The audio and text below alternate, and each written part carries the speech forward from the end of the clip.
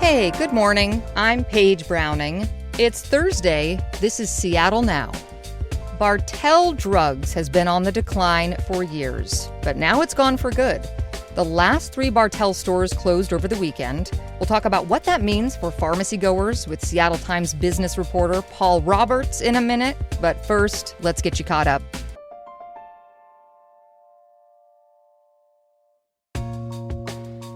Debate season has arrived. Seattle Mayor Bruce Harrell and challenger Katie Wilson will debate twice over the next few days. The first one's at 7 tonight at Cornish College of the Arts. It's airing live on Fox 13, and you can stream it as well. Then the candidates will debate Friday night at 8, hosted by the Seattle Times and King 5, which will broadcast live. Washington State is suing the Trump administration once again, this time over funding for crime survivors that's been blocked by the federal government. The U.S. Department of Justice says states will no longer be allowed to use money from the Violence Against Women Act, for example, to give legal aid to undocumented immigrants. Washington Attorney General Nick Brown says that's unconstitutional. Washington's joining 19 other states in filing the federal lawsuit. And we now know when women's pro hockey will start up in Seattle. The PWHL announced the 2025 schedule this week. The yet-to-be-named Seattle team will open their inaugural season in Vancouver, BC, November 21st. The team's first home game will be on Black Friday against Minnesota at Climate Pledge Arena. Check back for more headlines on tonight's episode of Seattle Now. It's the end of an era in Washington. The beloved local chain Bartell Drugs closed its last remaining stores late last week. Seattle Times business reporter Paul Roberts did the farewell tour of the last 3 stores in Gig Harbor, Mill Creek, and Kirkland. It was almost embarrassing to be there. It felt like you were seeing a family after the funeral, when the funeral guests have gone home and people are just trying to figure out what do we do. It's not clear where the pharmacy and drugstore business will go from here. Bartell turned 135 this year, making it the oldest drugstore chain in America. And its demise is just one example of a broader reshuffling of that industry. Paul Roberts is here to tell us what losing this local iconic chain means and where the drugstore business goes from here. Hey, Paul, thanks for making time for us. My pleasure. The story you just told about the final weekend, these stores basically being a graveyard, it's so contrary to what people have loved for years about Bartell's. What made this store and the chain overall such a special, beloved place in this region? So basically, Bartell took kind of a standard retail formula, customer service-oriented retail formula, and just maxed it out. So they really focused on 2 things. One was impeccable customer service. They were really into making connections between staff, many of whom had served for a long time, and new customers, knew them by name, knew what their favorite products were, and they treated their employees well, or well enough so that they tended to stay with them a long time. It sounds like they were really authentically people-focused and people-forward, which I'm not sure we can say about so many companies in 2025. And it's kind of a duh, like, of course, that's how retail works. But to have companies make that so explicit and to articulate it all the time and make that such part of the culture, that was key.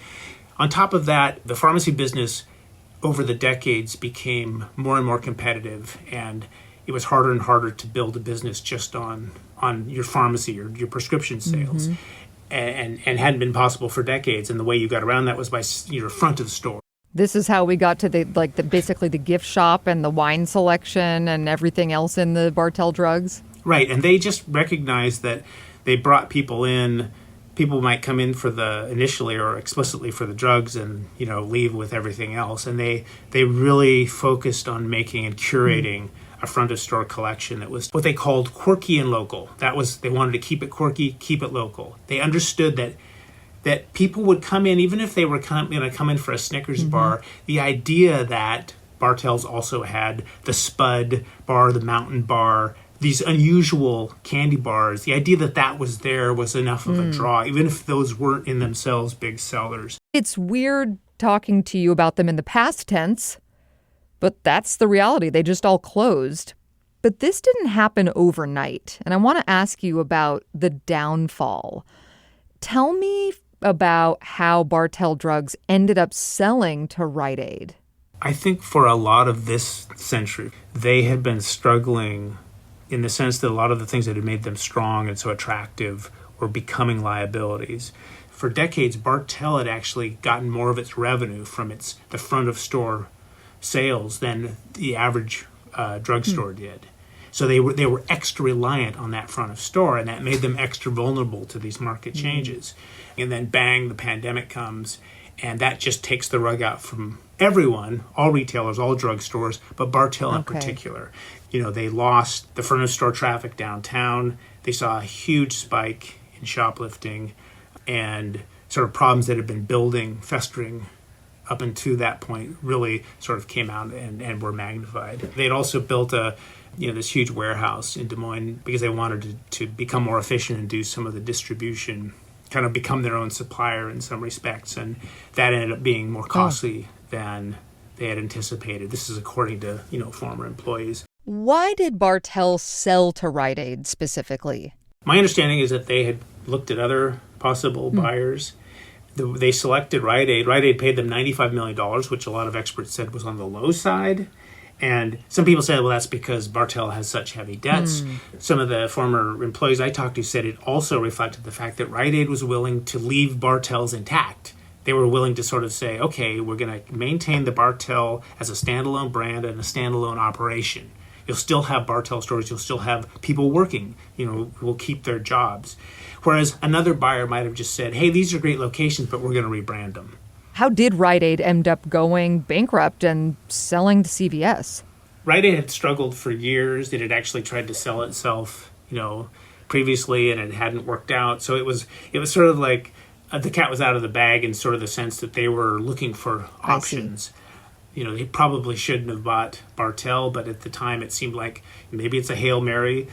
From the outside, it looked like, mutually beneficial arrangement. It gives Bartell the deep pockets it needs to survive, and it gives Rite Aid sort of a better, more upscale model to try to emulate.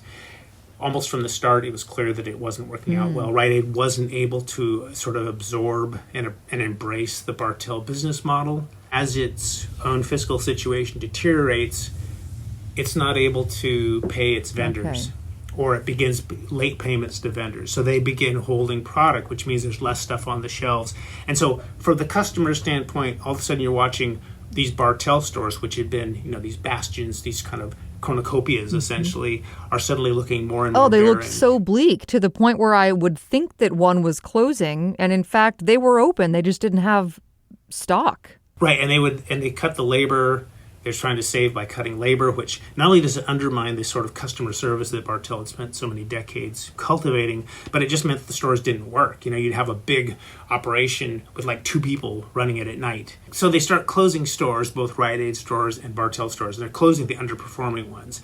And it had the same problem that a lot of other drugstores did, which was that there were too many drugstores, whether it was Bartell, Rite Aid, CVS, and all of them over the past decade or so have been shrinking, have been closing stores, quote unquote, right size their footprint, because they're dealing with this different marketplace. Like more people are getting their prescriptions online and they're buying their knickknacks from the dollar store or Walmart. So the drugstore industries had to sort of say, well, what does the new market actually look like and how many stores do we really need collectively?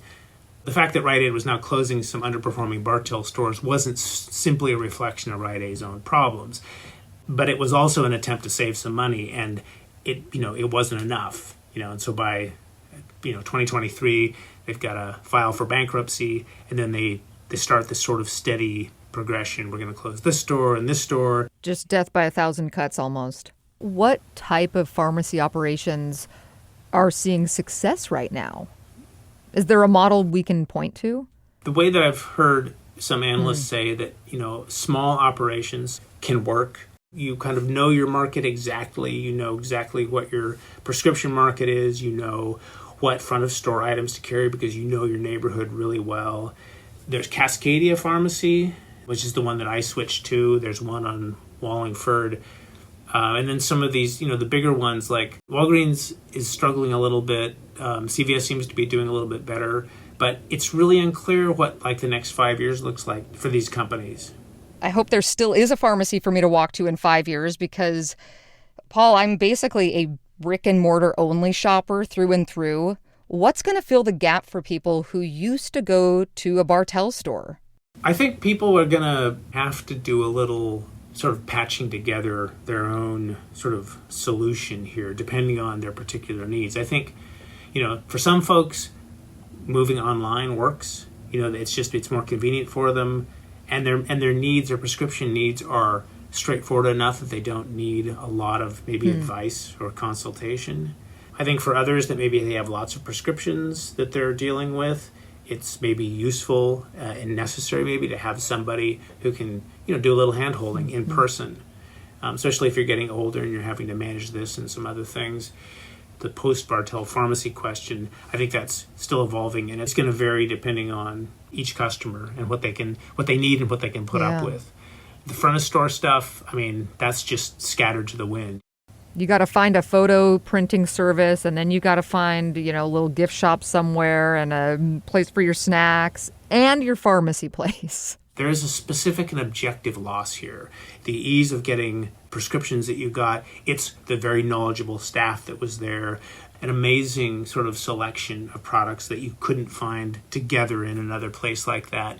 And it's also the sense of bounty that you knew you could do your last minute Christmas shopping there. If you needed to stuff stockings, if you had to go birthday gifts. It was there for you. Yeah. And you could pick up a treat too. You could have that mountain bar or whatever, and that's gone. Setting aside all the sentimentality and stuff, that was a cool thing. Seattle Times business reporter Paul Roberts. Paul, thank you so much for your time. My pleasure, Paige. Thanks for having me. Appreciate you listening to Seattle Now. Today's episode was produced by Brooklyn Jamerson Flowers. It was edited by Caroline Chamberlain Gomez. Our production team also includes Vaughn Jones, Andy Hurst, and Patricia Murphy. Greg Kramer does our theme music. Seattle Now and KUOW Public Radio are members of the NPR network. I'm Paige Browning. See you soon.